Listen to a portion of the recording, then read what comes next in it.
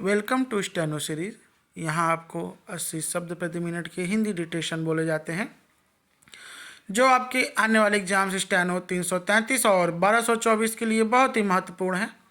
Dictation पाने के लिए हमारे चैनल को सब्सक्राइब करिए। डिक्टेशन अच्छी लगे तो उसे ज़रूर लाइक करिए। आपके लाइक से हमें उत्साह मिलता है और अपने दोस्तों के साथ भी इसे ज़रूर शेयर करिए। डिक्टेशन स्टार्ट होगी 5 सेकेंड बाद। स्टार्ट।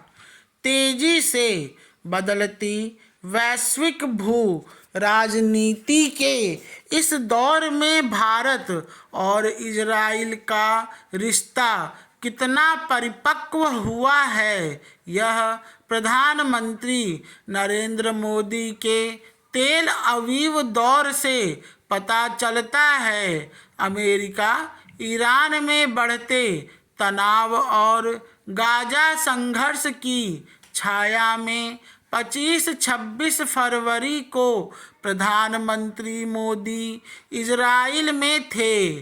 वहां न सिर्फ बेंजामिन नेतन्याहू के साथ उनके निजी रिश्ते की झलक मिली, बल्कि रणनीतिक नज़रिए से द्विपक्षीय रिश्ते की अहमियत भी अधिक पुष्ट हुई।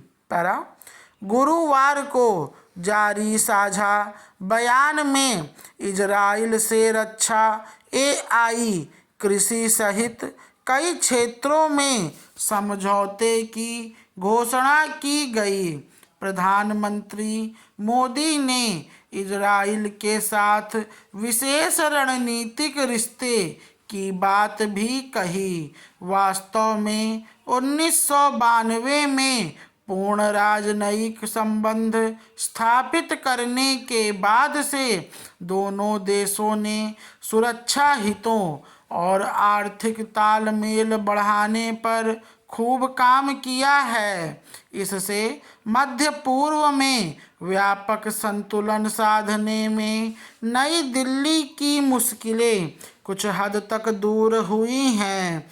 देखा जाए तो दोनों देशों का यह रिश्ता सिर्फ द्विपक्षीय नहीं रहा, बल्कि पूरे मध्य पूर्व को प्रभावित करता है। भारत, मध्य पूर्व, यूरोप आर्थिक गलियारा और भारत, इजराइल, यूएई, अमेरिका को देखते हुए यह समझ में भी आता है। पैराग्राफ। साल 2017 के बाद प्रधानमंत्री मोदी की यह दूसरी इजराइल यात्रा थी।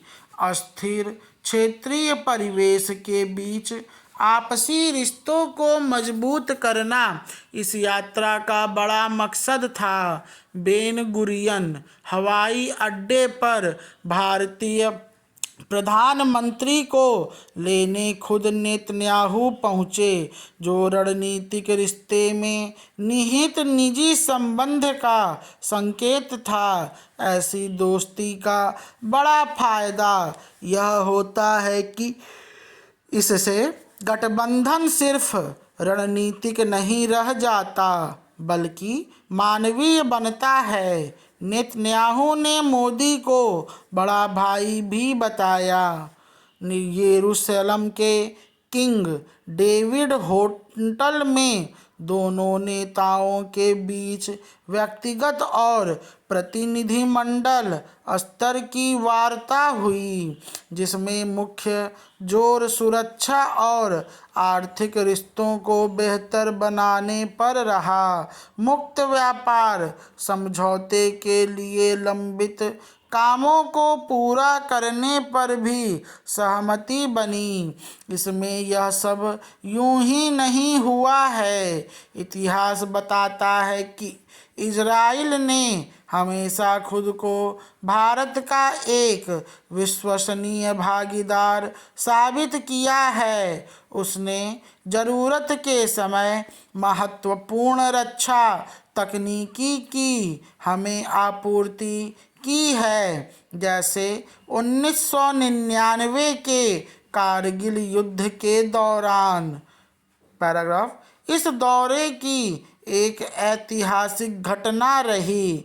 भारतीय प्रधानमंत्री का इजराइल संसद को संबोधित करना। इस मौके पर उन्हें speaker of the Knesset medal से भी सम्मानित किया गया, जो इस सदन का सर्वोच्च सम्मान है। यहाँ मोदी का हमास हमलों के संदर्भ में यह कहना कि इजराइल के साथ भारत खड़ा है। स्टॉप।